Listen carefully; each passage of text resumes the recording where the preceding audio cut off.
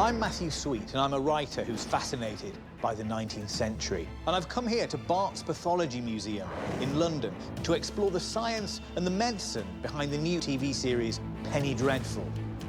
But I think you're going to need a bit of a strong stomach, which is fine because there are lots of strong stomachs pickled in formaldehyde in the jars behind me.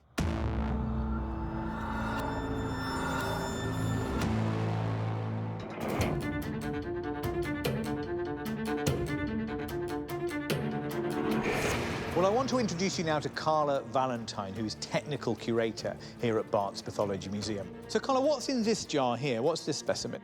Well, this one's one of my favourite specimens. It's a liver of what would be called a tight lacer, so a woman who wore a very tight corset for many hours of the day in the Victorian era. Would you remove your corset, Miss Croft? In the post-mortem report that I have, there is a lobe mentioned, which is supposed to be a deformity caused by the wearing of this corset. But I have researched it and found out that it may actually just be a congenital defect. To me, that's absolutely fascinating because there's a sort of cultural idea. It sort of satisfies our desires about what we want the Victorians to be, don't we? Kind of tight and damaging themselves. What is this place? Where the resurrection men play their trade. So who were the resurrection men? What did they do?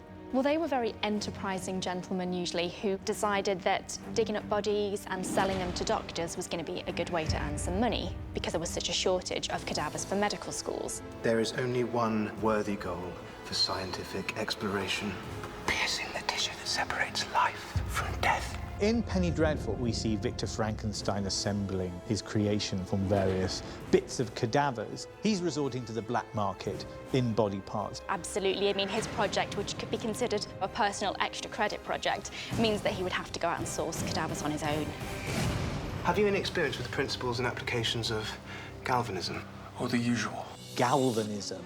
And that's an idea that comes from the 1790s, isn't it? Luigi Galvani, who accidentally puts an electric current through a body part and finds that it's twitching and moving around. I think in Victor Frankenstein's case, he was actually just overly passionate, and it was that passion completely overrode any sort of sense, any morality. You can see how attractive an idea it must have been for scientists and for writers. When you transform a life, you're making it anew.